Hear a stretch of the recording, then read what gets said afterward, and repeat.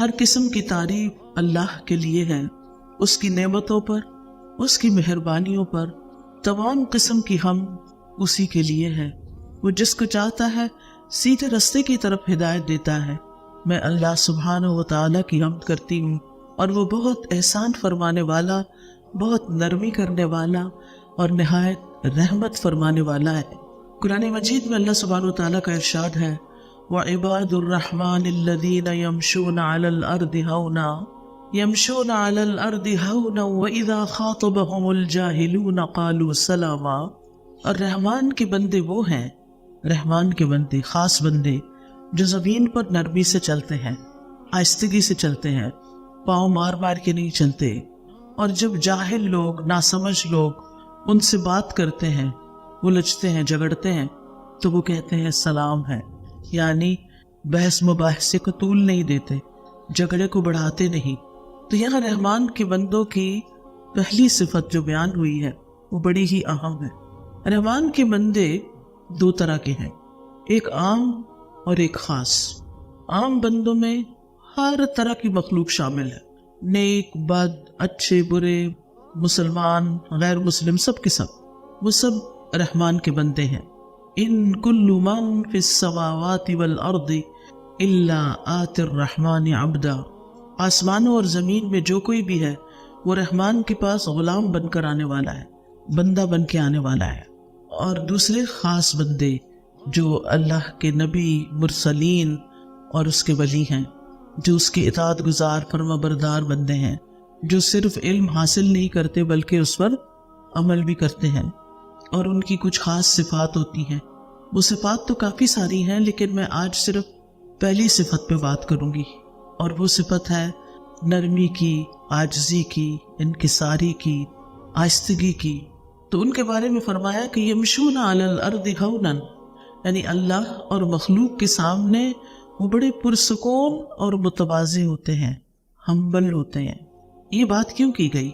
یہ اس لیے کی گئی کہ انسان کو یہ یاد دہانی کرائی جائے کہ انسان اپنی اصل کو یاد رکھے۔ ہماری اصل کیا ہے؟ ہم مٹی سے بنے۔ آدم علیہ السلام کو اللہ تعالیٰ نے مٹی سے بنایا تھا۔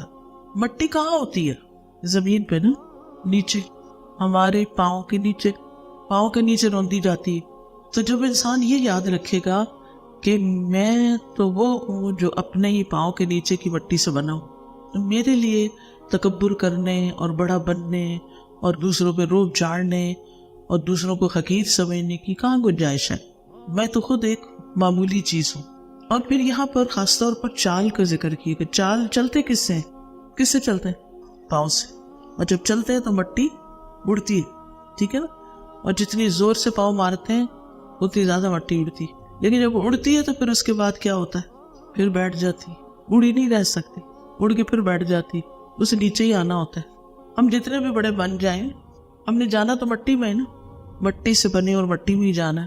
لہٰذا کس بات کی اکڑ، کس بات کا تکبر، کس بات کا گھمنڈ؟ دنیا میں کسی بھی مقام پہ پہنچ جائیں، آخر تو کہاں جانا ہے؟ کوئی بڑے سے بڑا عہدہ، رتبہ، مرتبہ، مقام، جو کچھ بھی حاصل کر لے، آخر یا تو زمین میں ہی جانا ہے، زمین ہی پناہ دیتی ہے۔ تو اس زمین پہ اکڑ کے چلنے کا پھر کیا مطلب ہے؟ جو ہماری ماں ہے اور جس کے پاس ہم نے واپس لوٹنا ہے۔ تو اللہ سبحانہ تعالیٰ نے نرمی اختیار کرنے میں، آہستگی اور ہمبلنس اور تواضع اختیار کرنے میں چال کا ذکر کیا ہے۔ چال کے اندر نرمی، چال انسان کی شخصیت کی عکاس ہوتی ہے۔ اس کے ضمیر، اس کے دل کے اندر جو کچھ ہے وہ اس کی چال کے ذریعے باہر آ جاتا ہے۔ ہر انسان کی چال مختلف طرح کی ہوتی ہے۔ ایک شریف النفس انسان کی چال اور طرح کی ہوتی ہے، ایک ظالم و جابر انسان کی چال اور طرح کی ہوتی ہے، متکبر اور شیخی باز قسم کے لوگوں کی چال اور طرح ہوتی ہے۔ تو ہر انسان اپنی چال سے پہچانا جاتا ہے۔ پہلی نظر میں آپ دیکھتے ہی پہچان جاتے ہیں کہ یہ کس قسم کا انسان ہے، کس طبقے سے تعلق رکھتا ہے، کس طرح کی سوچوں کا حامل ہے، اپنے بارے میں کیا سمجھتا ہے اپنے آپ کو۔ یعنی چاہے انسان کتنا کچھ بھی چھپائے لیکن چھپ نہیں سکتا، وہ سامنے آ جاتا ہے۔ تو عباد الرحمن کی چال جو ہے وہ آہستہ ہوتی ہے، متواضع ہوتی ہے، آرام سے چلتے ہیں، اور یہ اس بات کی نشاندہی ہوتی ہے کہ ان کے دل کے اندر تکبر نہیں، وہ عبد ہیں، اور عبد بھی کس کے ہیں، غلام بھی کس کے ہیں، رحمان کے۔ تو ایسے لوگ پاؤں پٹک پٹک کے نہیں چلتے، جوتے مار مار کے نہیں چلتے، بلکہ آہستگی سے چلتے ہیں اور اپنی حیثیت کو ذہن میں رکھتے ہیں کہ ہم کچھ بھی کر لیں، ہم ہیں انسان۔ اور پھر دوسری صفت اس آیت میں کیا ہے؟ وَإِذَا خَاطَبَهُمُ الْجَاهِلُونَ قَالُوا سَلَامًا۔ چال کے بعد دوسری پہچان انسان کی گفتگو ہوتی ہے، بات چیت ہوتی۔ مثلا کوئی آ رہا ہونا تو آپ دیکھتے ہیں کیسے چل کے آ رہا ہے، آ گیا پھر وہ بات کرنے لگتا ہے تو مزید پتہ چلتا ہے کہ یہ کیسا انسان ہے۔ تو جب وہ بات کرتے ہیں تو ان کی بات کے اندر حلم ہوتا ہے، برداشت ہوتی ہے، آرام سے بات کرتے ہیں۔ جبکہ جاہل لوگ، ناسمجھ لوگ، بے وقوف لوگ، وہ کیا کرتے ہیں؟ لوگوں کو چیخ چلا کے جواب دیتے ہیں، بدتمیزی اور بد اخلاقی کے ساتھ پیش آتے ہیں۔ لیکن رحمان کے بندے ہر سچویشن میں خیر کی بات کرتے ہیں، بھلی بات کرتے ہیں، اچھی بات ہی کرتے ہیں۔ حتیٰ کہ اگر جاہل لوگ ان کے متھے لگیں یا جاہل لوگ ان کو پریشان کریں تو بھی وہ اپنا ٹیمپرامنٹ لوز نہیں کرتے، اس وقت بھی وہ آرام سے ہی بات کرتے ہیں۔ ہمیں اس آئینے میں اپنے آپ کو دیکھنے کی ضرورت ہے کہ ہمارا لہجہ کیسا ہوتا ہے۔ ایسا تو نہیں کہ بات کرتے کرتے ہم اتنے جوش میں آ جاتے ہیں چھوٹی چھوٹی باتوں پر کہ ہمارا سانس پھولنے لگتا ہے اور پھر ہمارا لہجہ جو ہے اس کے اندر ایک نخوت سی آ جاتی ہے۔ چلیے ہم کسی سے بھی بات کر رہے ہوں، یعنی عام طور پر ہم اپنے جیسے لوگوں سے ہی بات کر رہے ہوتے ہیں نا، لیکن کبھی کبھی انسان کا واسطہ جاہلوں سے بھی پڑ جاتا ہے، تو یہ ایک ایکسٹریم کیس ہوتا ہے۔ تو جو اس ایکسٹریم کیس میں کامیاب ہو جائے، یعنی یہاں یہ نہیں کہا جب وہ لوگوں سے بات کرتے ہیں تو اچھے طریقے سے کرتے ہیں، بلکہ کیا کہا جب جاہلوں سے بات کرتے ہیں تو بھی ان کو سلام بھیج دیتے ہیں، یعنی سلامتی کے ساتھ رہتے ہیں، سلامتی کا پیغام دیتے ہیں۔ سلام کیا ہے؟ سلامتی کا پیغام ہے۔ اگر کوئی شخص جاہل سے بات کرتے ہوئے اپنا غصہ، اپنے آپ کو کنٹرول کر لیتا ہے تو پھر ایک اچھے انسان سے تو وہ اچھی طرح ہی بات کرے گا نا۔ یہاں یہ نہیں کہا گیا کہ جب وہ اچھے لوگوں سے بات کرتے ہیں تو بہت اچھے ہوتے ہیں، اس میں تو انسان کا کوئی کمال نہیں کہ اگر سامنے والا آپ سے اچھی طرح بات کر رہا ہے تو آپ اچھے ہی ہوں گے۔ لیکن آپ دیکھیے کہ بعض اوقات سامنے والا اچھا ہوتا ہے لیکن ہم اچھے نہیں ہوتے، ہمارا اخلاق بگڑا ہوا ہوتا ہے۔ تو اچھا کون ہے کہ جب سامنے والا اچھا نہ ہو پھر بھی اچھے ہوں۔ تو رحمان کے بندے رسول اللہ صلی اللہ علیہ وسلم کے اسوہ حسنہ کی پیروی کرتے ہیں، اس کو اپنے لیے بہترین نمونہ سمجھتے ہیں۔ آپ کی باتوں میں نرمی تھی، آہستگی تھی، بات اس طرح کرتے تھے کہ دوسرا آسانی سے سمجھ جاتا تھا، اور جتنا بھی کوئی دوسرا جہالت برت رہا ہوتا تھا اس کی جہالت آپ کی بردباری میں اضافہ کرتی تھی۔ یعنی ایسا ہوتا ہے نا کہ بے وقوف لوگ جب آپ کو پریشان کرنا چاہتے ہیں اور آپ نہیں ہوتے تو وہ اس کے بعد مزید بے وقوفی کرتے ہیں، مزید بے وقوفی کرتے ہیں، وہ ٹیسٹ کر رہے ہوتے ہیں کہ بھلا آپ کیا کرتے ہیں، کیا آپ بھی اسی زبان میں جواب دیتے ہیں یا نہیں۔ تو قالوا سلاما، یعنی بحث مباحثہ ترک کر دیتے ہیں، جھگڑے کو طول نہیں دیتے، بحث چھوڑ دیتے ہیں۔ یعنی عباد الرحمن اہل جہالت سے الجھتے نہیں۔ اب یہ اہل جہالت آپ کے گھر میں بھی ہو سکتے ہیں اور باہر بھی جہاں آپ کا کوئی کام ہو وہاں بھی ہو سکتے ہیں، وہ کوئی رکشہ ڈرائیور بھی ہو سکتا ہے، وہ کوئی دکاندار بھی ہو سکتا ہے، کہیں بھی کوئی ہو سکتا ہے۔ لیکن آپ کو یہ نہیں دیکھنا کہ دوسرے کیا کر رہے ہیں، آپ کو یہ دیکھنا کہ آپ کو خود کیا کرنا ہے، یہاں آپ کا رول کیا ہے۔ جاہلوں کی گفتگو کا مقابلہ اچھی گفتگو کے ساتھ کرنا چاہیے۔ سورۃ القصص میں آتا ہے وَإِذَا سَمِعُوا اللَّغْوَ أَعْرَضُوا عَنْهُ وَقَالُوا لَنَا أَعْمَالُنَا وَلَكُمْ أَعْمَالُكُمْ سَلَامٌ عَلَيْكُمْ لَا نَبْتَغِي الْجَاهِلِينَ۔ اور جب وہ کوئی لغو بات سنتے ہیں تو اس سے کنارہ کرتے ہیں اور کہتے ہیں ہمارے لیے ہمارے اعمال ہیں اور تمہارے لیے تمہارے اعمال ہیں، سلام ہے تم پر، ہم جاہلوں کو نہیں چاہتے، یعنی ہم جاہلوں سے الجھنا نہیں چاہتے۔ تو اس آیت سے کیا بات پتہ چل رہی ہے؟ نرمی کی فضیلت، جو نیک بندوں کی چال اور گفتگو دونوں میں عیاں ہوتی ہے، دونوں سے پتہ چلتی ہے۔ رحمان کے بندوں کے اندر حلم ہوتا ہے، برداشت ہوتی ہے، احسان کا رویہ ہوتا ہے، عفو درگزر کرنا جانتے ہیں، ان کے اندر ایک ذہنی سکون ہوتا ہے۔ پھر یہ کہ حلم اپنانا बुलंद अखलाक का दर्जा है और अहमक लोगों के मर्तबे पर नीचे उतरना कम अकल लोगों की एक किस्म है। अली इब्न अबी तालिब रजी अल्लाह अन्हु कहते हैं कि जाहिल 6 आदात की वजह से पहचाना जाता है। जाहिल 6 आदतों की वजह से पहचाना जाता है। अब अपने आप को देखिए, अब ये ना ढूंढिए अच्छा भला किस किस के अंदर ये बातें हैं, अपने अंदर देखनी कि कहीं हम तो नहीं। नंबर 1, वो मामूली बातों पे गजबनाक हो जाता है, छोटी छोटी बात पे गुस्सा कर लेता है, बेफायदा बातें करता है, बेमकसद बातें, फजूल बातें, गैर मुनासिब मकाम पर अतियात देता है, यानी जो मुस्तहिक नहीं होते उनको देता है। दुश्मन और दोस्त की पहचान नहीं रखता, हर एक से दोस्ती कर लेता है। राज इफ्शा कर देता है, यानी उसके दिल में कोई बात टिकती नहीं, हर बात दूसरे को बता देता है। और हर किसी पे भरोसा कर लेता है, हर किसी पे ट्रस्ट कर लेता है।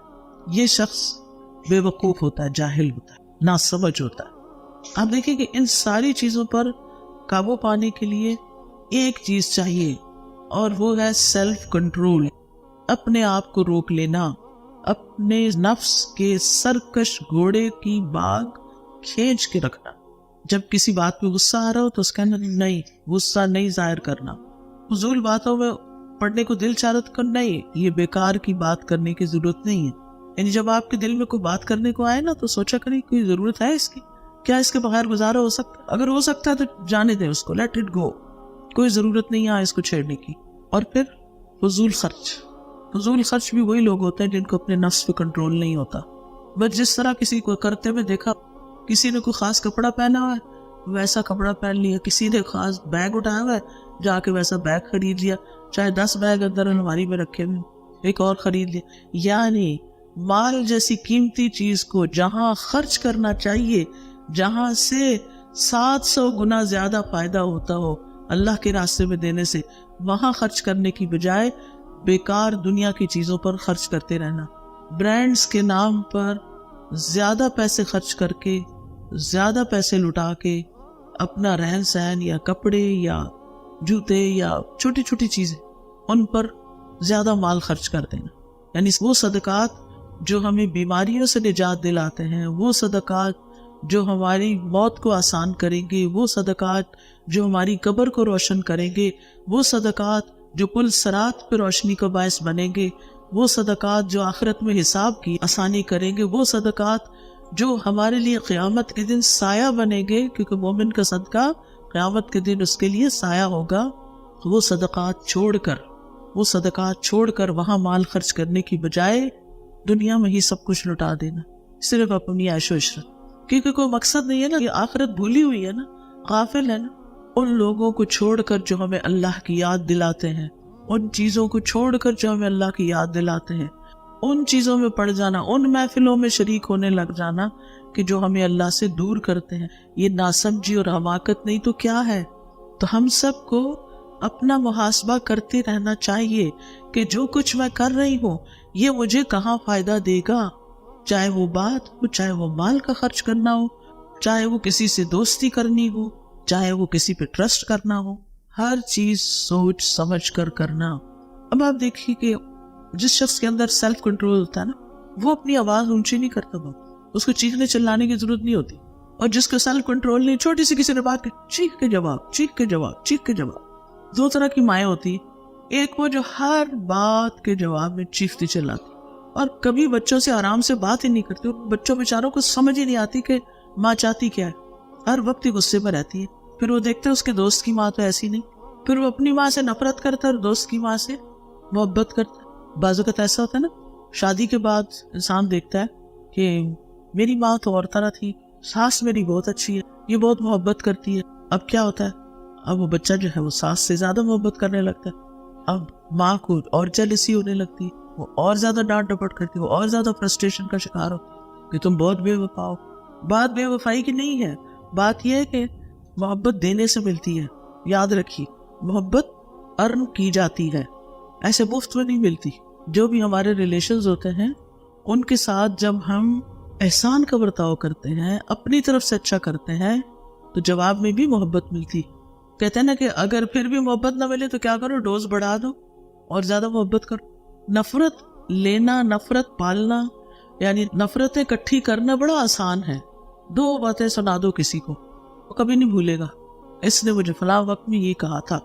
لیکن کسی کی محبت حاصل کرنے میں ایک وقت لگتا ہے. تو بہرحال محبت ہو یا اچھے تعلقات ہو، کوئی بھی چیز ہو، ان میں نرمی ان کو خوبصورت بنا دیتی ہے. نرمی بہت سے کام آسان کر دیتی ہے. قول میں بھی فعل میں بھی نرم پہلو اختیار کرنا، آسان کام کو لینا، اور یہ سختی کا اپوزٹ ہے. ٹھیک ہے، نرمی کا اپوزٹ کیا، متضاد کیا، سختی. امام سفیان ثوری نے اپنے ساتھیوں سے کہا جانتے ہو نرمی کیا ہے؟ تو انہوں نے کہا کہ آپ ہی ہمیں بتا دیں. انہوں نے کہا یہ کہ تم کاموں کو ان کی جگہوں پہ رکھو. جو کام جتنا امپورٹنٹ ہے نا اس کو اتنی امپورٹنس دو. سختی کو اس کی جگہ پر، نرمی کو اس کی جگہ پر، تلوار کو اس کی جگہ پر، کوڑے کو اس کی جگہ پر. یہ نرمی ہے. چھری کو اپنی جگہ، کینچی کو اپنی جگہ، سختی کو اپنی جگہ، نرمی کو اپنی جگہ. ہر جگہ نرمی بھی نہیں چلتی اور ہر جگہ سختی بھی نہیں چاہیے ہوتی. ہر چیز اپنی جگہ پر ہی اچھی لگتی ہے. ٹھیک ہے، نرمی جو ہے وہ اللہ تعالیٰ کی بھی صفت ہے. حضرت انس کہتے ہیں نبی صلی اللہ علیہ وسلم نے فرمایا سختی اکھڑ پن جس چیز میں ہوگی اسے بدنما کر دے گی، اور اللہ بہت نرم خو ہے، نرمی کو پسند کرتا ہے. اللہ سبحانہ وتعالی نرمی کو پسند کرتا ہے. نبی صلی اللہ علیہ وسلم کی صفت بھی ہے. اللہ تعالیٰ فرماتے ہیں فَبِمَا رَحْمَةٍ مِّنَ اللَّهِ لِنْتَ لَهُمْ وَلَوْ كُنْتَ فَظًّا غَلِيظَ الْقَلْبِ لَانفَضُّوا مِنْ حَوْلِكَ. بس اللہ کی طرف سے بڑی رحمت ہی کی وجہ سے آپ ان کے لیے نرم ہو گئے ہیں، اور اگر آپ بدخلق سخت دل ہوتے تو یقیناً یہ آپ کی ارد گرد سے منتشر ہو جاتے، پھر یہ آپ کے ساتھ مل کے کام نہ کرتے. نبی صلی اللہ علیہ وسلم کے بارے میں آتا ہے بالمؤمنین رؤوف الرحیم، کیا مومنوں کے ساتھ شفیق ہیں، مہربان ہیں، رحیم ہیں. انبیاء کی صفت بھی یہی تھی. حضرت یحییٰ کے بارے میں آتا ہے وَحَنَانًا مِن لَدُنَّا وَزَکَاةً، ہم نے اسے اپنی مہربانی سے نرم دل اور پاکیزہ سیرت بنایا تھا. وَحَنَانًا مِن لَدُنَّا وَزَکَاةً وَكَانَ تَقِيًّا، اور وہ واقعی پرہیزگار تھا. عیسیٰ علیہ السلام کے بارے میں آتا ہے وَبَرًّا بِوَالِدَتِي وَلَمْ يَجْعَلْنِي جَبَّارًا شَقِيًّا، میں اپنی والدہ سے بہتر سلوک کرتا رہوں، اللہ نے مجھے یہ حکم دیا ہے، اور اللہ نے مجھے جابر اور بدبخت نہیں بنایا. نبی صلی اللہ علیہ وسلم کو حکم دیا گیا وَاخْفِضْ جَنَاحَكَ لِمَنِ اتَّبَعَكَ مِنَ الْمُؤْمِنِينَ، اور ایمان لانے والوں میں سے جو آپ کی اتباع کریں ان سے تواضع سے پیش آئیں. اور یہ کامل ایمان والے جو مومن ہیں ان کی یہ صفت ہے رحماء بینہم، کہ آپس میں بڑے رحیم و شفیق ہوتے ہیں. رسول اللہ صلی اللہ علیہ وسلم نے فرمایا مومن آسان اور نرم ہوتے، اس مانوس اونٹ کی طرح کہ اگر اس کو اپنے پیچھے چلایا جائے تو وہ مطیع ہو کر چلا آتا ہے، اور اگر اس کو پیچھے سے ہانکا جائے تو وہ آگے کو جانے لگتا ہے، اور اگر اس کو تم چٹان پر بھی بٹھا دو تو وہاں وہ بیٹھ جاتا ہے. ایزی گوئنگ، نو ایگو، کوئی پرابلم نہیں، یعنی دوسروں کی بات آسانی سے مان لیتا ہے. اسی طرح ابو انبا خولانی کہتے ہیں کہ نبی صلی اللہ علیہ وسلم نے فرمایا بے شک اہل زمین میں سے اللہ کے کچھ برتن ہیں، اور تمہارے رب کے برتن نیک لوگوں کے دل ہیں، اور اس کی طرف ان میں سے سب سے زیادہ پسندیدہ وہ ہیں جو ان میں سب سے زیادہ نرم ہیں اور سب سے زیادہ رقت والے ہیں، یعنی ان کے دل نرم ہیں. ہشام بن عروہ اپنے والد سے روایت کرتے ہیں کہ حکمت میں یہ بات لکھی ہوئی ہے کہ نرمی کرنا حکمت کا نچوڑ ہے، یعنی وہ شخص نہایت صاحب حکمت ہے جس کے اندر نرمی ہے. رسول اللہ صلی اللہ علیہ وسلم نے فرمایا جب اللہ تعالیٰ کسی گھرانے کے لوگوں کے لیے خیر کا ارادہ فرماتا ہے تو ان میں نرمی داخل کر دیتا ہے، یعنی جس گھرانے کی خیر مطلوب ہوتی ہے ان کے اندر نرمی ڈال دی جاتی ہے. ایک اور حدیث میں آپ نے فرمایا جس گھرانے کو نرمی عطا کی گئی تو وہ ان کے لیے فائدے کا باعث ہے، اور جس سے نرمی روک دی گئی وہ ان کے لیے نقصان کا باعث ہے، انہیں سختی سے خیر نہیں آئے گی. حضرت عائشہ نبی صلی اللہ علیہ وسلم سے روایت کرتی ہیں آپ نے فرمایا نرمی جس چیز میں بھی ہوتی ہے اس کو زینت بخشتی ہے، اور نرمی جس چیز سے بھی نکال دی جاتی ہے اسے بدصورت کر دیتی ہے. مثلاً آپ کی چال میں اگر نرمی نہیں، آپ کی بات، آپ کی ٹون میں نرمی نہیں، آپ کی چیزیں اٹھانے رکھنے میں نرمی نہیں، ہر چیز بس دھڑ سے ماری، دھڑ سے اٹھائی، دھڑ سے دروازہ بند، ہر چیز میں بس سختی، خوبصورتی نہیں ہے. جو آرام سے کام کرتا ہے اس کے کام میں زیادہ خوبصورتی ہوتی ہے۔ حضرت عائشہ نے نبی صلی اللہ علیہ وسلم سے روایت کیا، آپ نے فرمایا جس کو نرمی سے حصہ دیا گیا اس کو دنیا اور آخرت کی خیر و بلائی سے نواز دیا گیا، یعنی اس کو سب کچھ مل گیا۔ آپ نے یہ بھی فرمایا کہ نرمی کا مظاہرہ کرو، تمہارے ساتھ بھی نرمی کی جائے گی۔ مثلا بچہ بہت اونچا اونچا رو رہا ہے، آپ اس سے اونچی آواز مت کریں، آپ آہستہ آہستہ بولیں کیا ہوا تھا، کیا بتاؤ مجھے، تو آہستہ سے اس کی بھی آواز ٹون ڈاؤن ہو جائے، نیچے آ جائے گی۔ اور اگر آپ چیخ کر بولیں گے تو معاملہ بگڑ سکتا ہے، ہو سکتا ہے پہلے وہ رو رہا ہے اور اب آپ کو دب بھی مار دے، کیونکہ ایسے کیسز ملتے ہیں نا کہ بچے ماں باپ کے ساتھ بدتمیزی شروع کر دیتے ہیں۔ یہ اس صورت میں ہوتا ہے جب آپ ان کے ساتھ نرمی اختیار نہیں کرتے۔ ایک مرتبہ ممبر پر نبی صلی اللہ علیہ وسلم نے فرمایا تم رحم کرو تم پر رحم کیا جائے گا، اور تم معاف کرو اللہ تمہیں معاف کر دے گا۔ نبی صلی اللہ علیہ وسلم نے فرمایا 3 قسم کے لوگ جنتی ہیں، وہ رحم دل شخص جو ہر قرابت دار اور مسلمان کے لیے نرم دل ہو، یعنی یہ نرمی صرف چند لوگوں کے لیے نہیں، سب کے لیے، سب کے لیے۔ رسول اللہ صلی اللہ علیہ وسلم نے فرمایا جو شخص آسان ہو، عاجزی کرنے والا ہو، نرم ہو، اللہ نے اسے آگ پر حرام کر دیا ہے، ایسا شخص آگ میں نہیں جائے گا۔ اور کیا چاہیے، اس سے بڑا کوئی انعام ہو سکتا ہے، کامیابی ہو سکتی کہ انسان جہنم سے بچ جائے۔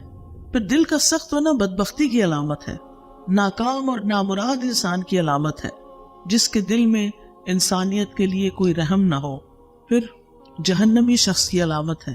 نبی صلی اللہ علیہ وسلم نے فرمایا کیا میں تمہیں اہل جہنم کی خبر نہ دوں؟ وہ سخت مزاج، بدخو اور تکبر کرنے والا۔ وہ کون ہے؟ سخت مزاج، بدخو اور تکبر کرنے والا۔ اب آپ دیکھیں کہ نرمی کی کچھ اقسام ہیں۔ ایک ہے دل کی نرمی، دل میں نرمی کا ہونا۔ اس کی علامت کیا ہے؟ قرآن سن کر آپ کا دل بہہ جائے، آپ کی آنکھوں میں آنسو آ جائے، قرآن آپ کے دل پر اثر کرنے لگے، اس سے آپ کا دل اور نرم ہو جائے۔ نبی صلی اللہ علیہ وسلم جب قرآن سنتے تو آپ کی آنکھیں بہنے لگتی، یہ نرمی کی علامت تھی، دل کی نرمی کی۔ اگر ہماری آنکھیں نہیں بہتی ہیں قرآن سن کر تو مطلب یہ کہ ہمارے دل سخت ہیں، کیونکہ اگر آپ کسی کو بھی کہیں کہ آپ کا دل بڑا سخت ہے تو وہ نہیں مانے گا، وہ کہے گا میرا دل کوئی نہیں سخت، میں تو بہت نرم مزاج ہوں۔ لیکن کرائیٹیریا دے دیا گیا، کیسے پتا چلے گا کہ نرم ہے کہ نہیں؟ قرآن سنتے ہوئے کیفیت کیا ہوتی ہے؟ جب یہ سورت فاتحہ لگی ہوئی ہوتی ہے نا تو میں لوگوں کی شکلیں دیکھ رہی ہوتی ہوں، درس سے پہلے میں دیکھ رہی ہوتی ہوں کہ لوگوں کی نگاہیں کدھر ہیں، چہرے پہ تاثرات کیا ہیں، توجہ کیا ہے۔ کچھ لوگ واقعی ڈوبے ہوئے ہوتے ہیں، کچھ لوگ اکا دکا اپنی آنکھیں بعد میں صاف کر رہے ہوتے ہیں۔ اکثریت یوں لگتا ہے جیسے سن ہی نہ رہے، چہرے پہ کوئی اثر نہیں آ رہا ہوتا۔ جبکہ قرآن سننے والوں کا حال کیا ہوتا ہے، توجہ سے سننے والوں کا؟ اللہ نزل احسن الحدیث کتابا متشابہا مثانی تقشعر منہ جلود الذین یخشون ربہم ثم تلین جلودہم وقلوبہم الی ذکر اللہ۔ اللہ نے سب سے اچھی بات نازل فرمائی جو آپس میں ملتی جلتی ہے، ایسی آیات جو بار بار دہرائی جانے والی ہے۔ وہ کون سی ہے؟ سورۃ الفاتحہ کی آیات ہے جو بار بار دہرائی جانے والی ہے۔ اس سے ان لوگوں کی کھالوں کے رونگٹے کھڑے ہو جاتے ہیں جو اپنے رب سے ڈرتے ہیں، پھر ان کی کھالیں اور ان کے دل اللہ کے ذکر کی طرف نرم ہو جاتے ہیں، یعنی پھر وہ آگے لیکچر سننے کے لیے متوجہ ہو جاتے ہیں، تیار ہو جاتے ہیں کہ اب اللہ کی باتیں کیا ہیں، تاکہ ہم انہیں اپنے اندر جذب کر سکیں۔ تو قرآن سنتے وقت ہماری کیفیت بدلنی چاہیے، چاہے لیکچر کی جگہ ہو یا کوئی اور ہو، سارا دن نہ صحیح تو دن میں کسی وقت تو صحیح نہ۔ تو دل کو نرم کرنے کا بہترین نسخہ ہے قرآن سننا۔ قرآن دلوں کو نرم کرتا ہے۔ انما یخشی اللہ من عبادہ العلماء، علم والے ہی اللہ سے ڈرتے ہیں۔ ابو بکر رضی اللہ عنہ جب قرآن پڑھتے تو ان پر رقت طاری ہو جاتی، وہ رونا شروع کر دیتے۔ اور اصحاب رسول صلی اللہ علیہ وسلم میں سے جو جتنا علم والا تھا اس کے اندر اتنی ہی خشیت تھی، اللہ کا ڈر تھا۔ حضرت عمر رضی اللہ عنہ اتنا روتے تھے کہ ان کے چہرے پر یہاں آنسو کی 2 لکیریں نظر آتی تھی، حالانکہ وہ کتنے اسٹرانگ انسان تھے، مگر دل ان کا نرم تھا۔ حضرت عائشہ کہتی ہیں رسول اللہ صلی اللہ علیہ وسلم نے فرمایا بے شک لوگوں میں قرات کے لحاظ سے بہترین انسان وہ ہے جو قرات کرے تو نظر آئے کہ وہ اللہ سے ڈرتا ہے۔ اور امام ابن قیم کہتے ہیں جب اللہ کی خشیت کی وجہ سے آنکھیں رونے سے خشک ہو جائیں تو جان لے کہ آنکھوں کا آنسو سے خشک ہو جانا دل کی سختی کی وجہ سے ہے، اور اللہ سے تمام دلوں میں سے دور وہ دل ہے جو سخت ہوتا ہے، یعنی وہ اللہ سے دور ہوتا ہے، اللہ سے غافل ہوتا ہے۔ دل کی نرمی کے بعد دوسری چیز گفتگو میں نرمی، بات چیت میں نرمی۔ اللہ سبحانہ تعالیٰ نے جب موسیٰ علیہ السلام اور ہارون علیہ السلام کو فرعون کی طرف بھیجا تو کیا فرمایا؟ قولا لہ قولا لینا، اس کو نرمی سے بات کرنا، فرعون کے ساتھ نرمی سے بات کرنا۔ ہم تو بس یہ جملہ بول کے تو اپنی مرضی کرتے ہیں، اللہ کے باتوں سے نہیں مانتے، ان کے ساتھ سختی کرنی پڑتی ہے، یہ سختی سے ہی مانتے ہیں، جبکہ ہم نے نرمی آزمائی نہیں ہوتی، طریقہ ہی نہیں آتا نرمی کرنی کیسے ہے، کرتے جو نہیں، کیا پتا ہو پھر۔ نبی صلی اللہ علیہ وسلم نے فرمایا الکلمۃ اللیینۃ صدقہ، نرم بات صدقہ ہے، آرام سے کسی سے بات کرنا بھی صدقہ ہے۔ ایسے لوگوں کے لیے جنت کے خوبصورت بالا خانے ہیں جو گفتگو میں نرمی کرے، کھانا کھلائے، اور رات کو جب لوگ سو رہے ہوں تو اللہ کے لیے قیام کرے۔ اور نرمی میں خصوصاً اپنے سے چھوٹوں کے ساتھ نرمی کرنا، بچوں کے ساتھ نرمی کرنا، ملازمین کے ساتھ نرمی کرنا۔ تو سب سے پہلی نرمی کی قسم کون سی ہے؟ دل کی نرمی۔ نمبر 2 گفتگو کی نرمی۔ نمبر 3 چال کی نرمی۔ اللہ کو تکبر کی چال پسند نہیں، اکڑ کے چلنا پسند نہیں۔ وَلَا تَمْشِ فِي الْأَرْضِ مَرَحًا إِنَّ اللَّهَ لَا يُحِبُّ كُلَّ مُخْتَالٍ فَخُورٍ وَاقْصِدْ فِي مَشْيِكَ، زمین میں اکڑ کر نہ چلو، بے شک اللہ کسی اکڑنے والے، فخر کرنے والے سے محبت نہیں کرتا، اور اپنی چال میں میانہ روی رکھو۔ ابن عمر کہتے ہیں رسول اللہ صلی اللہ علیہ وسلم نے فرمایا جو شخص اپنے آپ کو بڑا سمجھے یا اپنی چال میں تکبر کرے، اپنے آپ کو بڑا سمجھے یا اپنی چال میں تکبر کرے، وہ اللہ سے اس حال میں ملے گا کہ اللہ اس سے ناراض ہوگا۔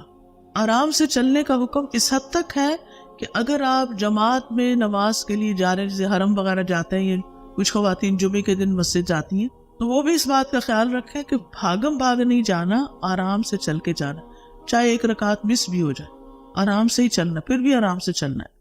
رسول اللہ صلی اللہ علیہ وسلم نے فرمایا جب نماز کے لیے پکارا جائے تو دوڑتے ہوئے مت آیا کرو، بلکہ اطمینان اور سکون کے ساتھ آیا کرو۔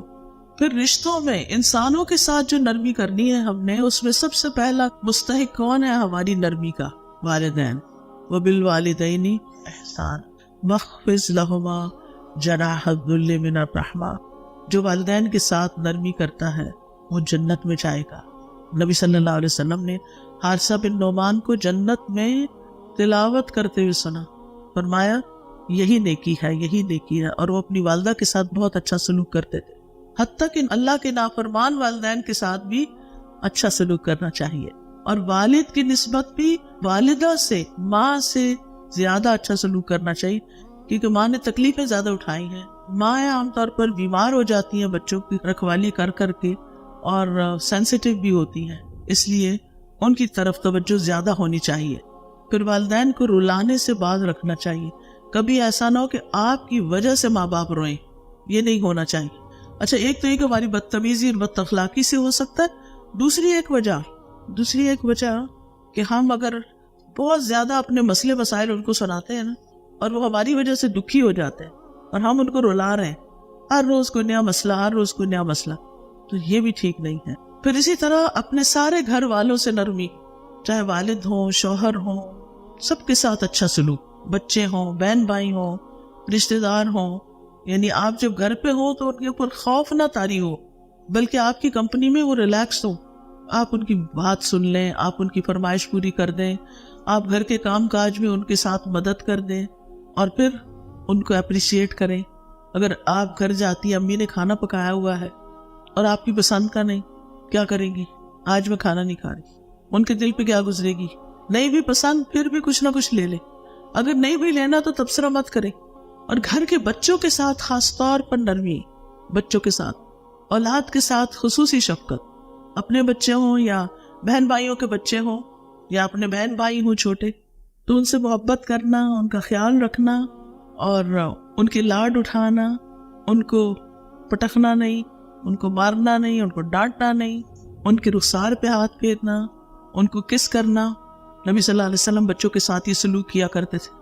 اولاد کے باہمی جھگڑوں پر انہیں نرمی سے سکھانا، آپس میں کمپیریزن نہیں کرنا، اولاد میں تفرقہ نہیں کرنا، کل مجھے کسی نے ایک ویڈیو بھیجی جس میں ایک اسکول میں ایک نوجوان بچی نے خودکشی کی ہے اور وہ خط لکھ کر گئی ہے. وہ خط بھی سوشل میڈیا پر ہے جس میں وہ کہتی ہے کہ میری والدہ میری بہن کو مجھ سے زیادہ چاہتی, وہ مجھ سے محبت نہیں کرتی. اور اس نے کہا کہ اسکول یونیفارم میں ہے, اوپر گئی چھت پہ اور وہاں سے سب بچوں کے سامنے نیچے گری, وہی ختم. ینگ بچی, شاید 8ویں کلاس کی تھی یا کچھ ایسے. آپ سوچئے کہ چھوٹے بچوں کے اندر بھی کتنی فرسٹریشن ہو جاتی ہے, کتنا غصہ اور کتنا غم بھر جاتا ہے جب ماں باپ ایسی ناسمجھی کرتے ہیں. چاہے آپ کا دل کسی ایک بچے کی طرف زیادہ بھی ہو مگر دوسرے بچوں کو محسوس نہ ہونے دیں. پھر اسی طرح بچوں کے سر پہ ہاتھ پھیرنا, ان کے گال کو چھونا, ان کو دعائیں دینا, اگر وہ غلط کام کرے تو پیار سے ان کو روکنا, ان کو ادب سکھانا. پھر لوگوں کے ساتھ کسی کے ساتھ بھی آپ کا معاملہ تو آرام سے بات کرنا, جھگڑے والا طریقہ نہیں اختیار کرنا. ہر ایک کے ساتھ نرمی, ہر ایک کے ساتھ اچھے اخلاق سے بات, بڑوں کی عزت اور بڑوں کا احترام, چاہے وہ عمر میں آپ سے بڑے ہیں یا رتبے میں آپ سے بڑے ہیں. پھر کمزور لوگوں کا خیال رکھنا, لوگوں کے ساتھ آسانی سے بات کرنا, لین دین میں نرمی کرنا. رسول اللہ صلی اللہ علیہ وسلم نے فرمایا, اللہ نے پہلے لوگوں میں سے ایک شخص کو صرف اس لیے بخش دیا کہ جب وہ خریدتا تو نرمی کرتا, جب بیچتا تو نرمی کرتا, جب ادائیگی کرتا تو نرمی کرتا, جب تقاضا کرتا تو نرمی کرتا. اس بنا پر اس کی بخشش ہو گئی کہ اس کے سارے معاملے میں نرمی ہے. نرمی کا یہ ایک حصہ یہ ہے کہ لوگوں کی ضروریات کا خیال رکھنا اور خود سمجھنے کی کوشش کرنا کہ کسی کو کیا چاہیے ہوگا, ان کی حاجتیں پوری کرنا, ان کی غلطیوں پہ درگزر کرنا, ان کی طرف سے ملنے والی اذیتوں پر صبر کرنا, غلطی پہ ڈانٹنے کی بجائے آرام سے سمجھانا, سکھانا اور جاہلوں سے اعراض کرنا. ابراہیم علیہ السلام نے اپنے والد کے ساتھ کیسا معاملہ کیا تھا جب ان کے والد نے کہا, اگر تو باز نہ آیا تو میں ضرور تجھے سنگسار کر دوں گا, تم مجھے چھوڑ جاؤ اس حال میں کہ تم صحیح سلامت ہو. ابراہیم علیہ السلام نے کیا جواب دیا؟ قال سلام علی ساستغفر لک ربی انہ کان بی حفیہ, میں اپنے رب سے تیرے لیے ضرور بخشش کی دعا کروں گا, بے شک وہ ہمیشہ سے مجھ پر بڑا ہی مہربان ہے. یعنی انہوں نے سلام کہا. یہ سلام کون کرتا ہے کس کو؟ ایک عقل مند انسان جاہل سے بات کرتے ہوئے کرتا ہے. گالی نہیں دی, صبر کیا, کہا سلام علیک ساستغفر لک ربی, میں آپ کے لیے بھی دعا کروں گا. گویا بد اخلاقی کے جواب میں بد اخلاقی نہیں برتنا, جاہلوں سے الجھنا نہیں. کہا جاتا ہے کہ عمر بن عبدالعزیز بیت اللہ کا طواف کر رہے تھے تو ایک آدمی نے آپ کے پاؤں پر پاؤں رکھ دیا. ایسے ہو جاتا ہے نا رش میں, جو آپ کے ساتھ ہی طواف کر رہا تھا, نہیں وہ بھی چل رہا تھا, آپ بھی چلتے ہوتے, عمر کا پاؤں اس شخص کے پاؤں پہ چلا گیا تھا. اس آدمی نے عمر رضی اللہ عنہ سے کہا, تم گدھے ہو, تمہیں پتہ نہیں چل رہا کہ تم میرے پاؤں پہ پاؤں رکھ دے؟ انہوں نے کہا نہیں, میں عمر بن عبدالعزیز. کتنا خوبصورت جواب تھا. اگر ہمیں کوئی ایسا کہے تو ہم کیا جواب دیں گے؟ تو صرف یہ نہیں کہیں کہ تم ہوگے بلکہ تمہارا باپ بھی ہو. عام طور پر لوگوں کا جواب یہ ہوتا ہے, وہ صرف برابر کی بات نہیں کرتے, اس سے اوپر جب تک نہ چڑھائی کریں. پھر اسی طرح خادموں, مزدوروں, ایسے لوگوں سے جو محنتی ہیں, ان کے ساتھ نرمی, ان کا احساس کرنا, ان کو گرمیوں میں پانی دینا, ان کو کھانا کھلا دینا, ان کی غلطیوں سے درگزر کرنا. نبی صلی اللہ علیہ وسلم سے پوچھا گیا, ایک شخص نے پوچھا, میرا ایک خادم ہے جو میرے ساتھ برائی کرتا ہے, ظلم کرتا ہے, میں اسے مار سکتا ہوں؟ آپ نے فرمایا نہیں, اس سے روز 70 بار درگزر کیا کرو. پھر یہ کہ ان کی ضرورتیں پوری کرنا. آپ دیکھیں غریبوں کی بہت ضرورتیں ہوتی. آج کے دور میں آپ دیکھیں کہ کسی کی اگر 1 لاکھ 2 لاکھ بھی آمدنی ہے نا تو اس کے خرچے پورے نہیں ہو رہے. ہر کوئی شکایت کر رہا ہے. کام کرنے والا جس کو آپ 25-30 ہزار 40 ہزار تک بھی دے دیتے ہیں, اگر وہ اپنی کوئی ضرورت بتا دے تو آپ کہتے ہیں یہ تو روز مانگنے آ جاتے ہیں, ان کے تو خرچے نہیں پورے ہوتے. اپنے لیے اور معیار ہے, ان کے لیے کچھ اور ہے. تو ان کی ضروریات وقتاً فوقتاً پوری کرتے رہنا چاہیے, بلکہ ان کو پرائرٹی دینی چاہیے. ان کے کاموں میں ہر وقت عیب نہ نکالے, تمہیں یہ نہیں آتا, تمہیں وہ نہیں آتا. ہر وقت کی ملامت اچھی نہیں اور بے وجہ کی روک ٹوک اچھی نہیں. پیار سے سرزنش کریں, بلا وجہ ان پہ غصہ نہ نکالیں, کیونکہ بعض اوقات جس نے ہمیں ستایا ہوتا ہے اس کو جواب نہیں دے سکتے نا, کیونکہ ان سے بڑا ہوتا ہے, یا کوئی بھی ایسی ریزن ہوتی ہے, تو پھر ہم اپنا غصہ کس پہ نکالتے ہیں؟ جو ہم سے کمزور ہو. یہ بھی ناجائز ہے. نبی صلی اللہ علیہ وسلم غلاموں کے بارے میں آخر وقت تک تلقین کرتے رہے. حضرت عائشہ کہتی ہیں کہ ایک صحابی آپ کے سامنے بیٹھے نبی صلی اللہ علیہ وسلم کے, کہنے لگے یا رسول اللہ, میرے کچھ غلام ہیں, مجھ سے جھوٹ بولتے ہیں، خیانت کرتے ہیں، میرا کہنا بھی نہیں مانتے، پھر میں بھی انہیں مارتا ہوں، برا بھلا کہتا ہوں، تو یہ میرے ساتھ کیا معاملہ ہوگا، یعنی قیامت کے دن کیا بنے گا؟ آپ نے فرمایا ان کی خیانت، جھوٹ اور نافرمانی ایک طرف رکھی جائے گی اور تمہاری سزا دوسری طرف، اور اس کا حساب لگایا جائے گا۔ اگر تمہاری سزا ان کے جرائم سے کم ہوئی تو وہ تمہارے حق میں بہتر ہوگی، اور اگر تمہاری سزا ان کے گناہوں کے برابر نکلی تو معاملہ برابر سرابر ہو جائے گا، تمہارے حق میں نہ تمہارے خلاف۔ اور اگر سزا تمہاری ان کے گناہوں سے زیادہ ہو گئی تو اس ایکسٹرا سزا کا بدلہ تم سے قیامت کے دن لیا جائے گا، ایسے نہیں چھوڑ دیا جائے، پھر پکڑے جاؤ گے۔ اس پہ وہ آدمی رونے لگا، چلانے لگا۔ آپ نے فرمایا اسے کیا ہوا؟ کیا اس نے یہ آیت نہیں پڑھی؟ اور قیامت کے دن ہم انصاف کی ترازو قائم کریں گے، انصاف ہوگا قیامت کے دن، اللہ اکبر۔ لہٰذا کسی پر کسی قسم کا ظلم نہیں ہوگا، اور وہ رائے کے دانے کے برابر بھی ہو تو ہم اسے لے آئیں گے اور ہم حساب کرنے کے لیے کافی ہیں۔ رائے کے دانے برابر بھی کسی پہ ظلم کیا تو بدلہ چکانا ہوگا، ایسے نہیں چھوٹ جائیں گے۔ پھر جانوروں کے ساتھ نرمی، بلی کے ساتھ، بلی پال لی، طوطا پال لیا، مچھلی پال لی اور پھر بھول گئے، دھوپ میں ہے، چھاؤں میں ہے، کھانا ہے نہیں ہے، تو اس لیے اول تو میں تو اس کے سخت خلاف ہوں کہ گھروں میں آپ اس طرح کی چیزیں رکھیں، پرندوں کو اڑنے دیں، قید کر کے نہ رکھیں، اللہ ہمیں بھی قید سے بچائے دنیا اور آخرت کی۔ تو اب اگر آپ کا دل نہیں کرتا کہ کوئی آپ کو ایک کمرے میں بند کر دے تو آپ پرندوں کو کیوں ایک پنجرے میں بند کر کے رکھتے ہیں؟ ان کا بھی اڑنے کو دل کرتا، خاص طور پہ جب ان کے باہر پرندے اڑ رہے ہوتے ہیں، ان کو دیکھ کے وہ ان کا کیا دل کرتا ہوگا۔ پھر اسی طرح جو جانور گھر کے ہیں نا، وہ زیادہ سے زیادہ بلی وغیرہ ہے، وہ مانوس ہو جاتی ہے، کھاتی پیتی ہے، سوتی ہے، آپ کے آگے پیچھے ہوتی ہے، اپنی مرضی سے رہتی ہے، دروازہ بھی کھلا ہو تو نہیں جاتی، یا گائے بھینس بکری وغیرہ ہوتے ہیں جو آپ نے ضرورت کے لیے رکھے ہو۔ لیکن اس طرح کے پالتو طوطے اور اس طرح کی چیزیں جو ہے نا، یہ نقصان دہ ہیں، کچھ خاص طور پر اگر ان کا خیال نہ رکھا جائے۔ پھر اسی طرح ایک دفعہ آپ صلی اللہ علیہ وسلم ایک اونٹ کے پاس سے گزرے تو اس کا پیٹ بھوک کی وجہ سے پیٹ سے لگ چکا تھا۔ آپ نے فرمایا ان بے زبانوں کے معاملے میں اللہ سے ڈرو، ان پر مناسب بوجھ سوار کرو اور انہیں کھلاؤ پلاؤ، ان کو صاف ستھرا بھی رکھنا چاہیے، نہلانا دھلانا بھی چاہیے، زیادہ بوجھ نہیں ڈالنا چاہیے، مشقت والے کام نہیں لینے چاہیے، ان کو کرسی بنا کے نہیں بیٹھنا چاہیے، سخت ہاتھ نہیں لگانے چاہیے، لمبے ناخنوں کے ساتھ دودھ نہیں دھونا چاہیے کہ ان کو چبھے نہ، ذبح کرتے وقت بھی ان کے جذبات کا خیال رکھنا چاہیے، باندھ کر نہیں مارنا چاہیے۔ ہشام کہتے ہیں میں انس رضی اللہ عنہ کے ساتھ تھا اور ان کے ساتھ کہیں گیا تو دیکھا کہ کچھ نوجوان یا لڑکے ایک مرغی کو گاڑ کے اس پر نشانے لگا رہے ہیں، تو حضرت انس نے ان کو حدیث سنائی کہ رسول اللہ صلی اللہ علیہ وسلم نے جانوروں کو باندھ کر قتل کرنے سے منع فرمایا ہے۔ تو بہرحال یہ تھی چند باتیں نرمی کے حوالے سے۔ چلے دعا کر لیتے ہیں۔ سبحان اللہ والحمد للہ ولا الہ الا اللہ واللہ اکبر ولا حول ولا قوة الا باللہ العلی العظیم۔ اللہم صل علی محمد وعلی آل محمد کما صلیت علی ابراہیم وعلی آل ابراہیم انک حمید مجید۔ اللہم بارک علی محمد وعلی آل محمد کما بارکت علی ابراہیم وعلی آل ابراہیم انک حمید مجید۔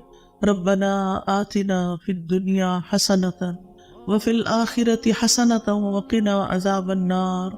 اللہم اہدنی لأحسن الاخلاق لا یہدی لأحسنها الا انت واصرف عنی سیئها لا یصرف عنی سیئها الا انت۔ اے اللہ ہمیں اچھے اخلاق کی ہدایت عطا فرما، تیرے سوا کوئی اچھے اخلاق کی ہدایت نہیں دے سکتا، اور برے اخلاق مجھ سے دور کر دے، تیرے سوا کوئی ہم سے برے اخلاق دور کرنے والا نہیں۔ اللہم اغفر لی ذنوبی و خطایایا، اللہم انعشنی واجبرنی واہدنی لصالح الاعمال واجبرنی واہدنی لصالح الاعمال والاخلاق فإنہ لا یہدی لصالحها ولا یصرف سیئها الا انت۔ اے اللہ ہمارے گناہوں اور ہماری خطاؤں کو معاف فرما دے، اے اللہ ہمیں صحت اور تندرستی عطا فرما، ہماری کمیاں پوری کر دے، نیک اعمال اور اخلاق کی طرف ہماری رہنمائی فرما دے، کیونکہ ان کی نیکی کی طرف رہنمائی کرنے والا اور ان کی برائی کو دور کرنے والا تیرے سوا کوئی نہیں۔ اللہم انی اعوذ بک من منکرات الاخلاق والاعمال والاہواء۔ اے اللہ میں تجھ سے برے اخلاق، برے اعمال اور بری خواہشات سے پناہ مانگتا ہوں۔ اللہم احسنت خلقی فحسن خلقی، اے اللہ تو نے ہماری صورت اچھی بنائی، ہماری سیرت بھی بہت اچھی کر دے۔ ربنا آتنا فی الدنیا حسنۃ وفی الآخرۃ حسنۃ وقنا عذاب النار۔ یا اللہ جتنی بہنیں آئی ہیں ان کا آنا قبول فرما، جو سنا ہے اس پر عمل کی توفیق عطا فرما۔ یا اللہ اس نرمی کو ہمارے اخلاق اور مزاج کا حصہ بنا دے، ہمیں اس بات کو سمجھنے کی توفیق دے کہ نرمی سے کام آسان ہو جاتے ہیں، نرمی سے انسان اپنے مقصد کو پا لیتا ہے، اور سختی انسان کو بدگواں بنا دیتی ہے۔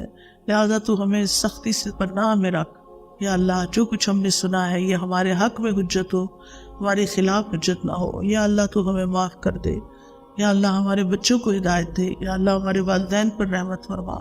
اللہ سب آنے والوں کے دلوں میں جو دعائیں انہیں پورا کر دے، اور ان کے جو مسائل ہیں ان کو حل فرما دے، اور جنہوں نے اس مجلس کا انتظام کیا انہیں اس کی بہترین جزا دے۔ ربنا تقبل منا انک انت السمیع العلیم وتب علینا انک انت التواب الرحیم، وصلی اللہ تعالی علی خیر خلقہ محمد وعلی آلہ واصحابہ واہل بیتہ اجمعین برحمتک یا ارحم الراحمین۔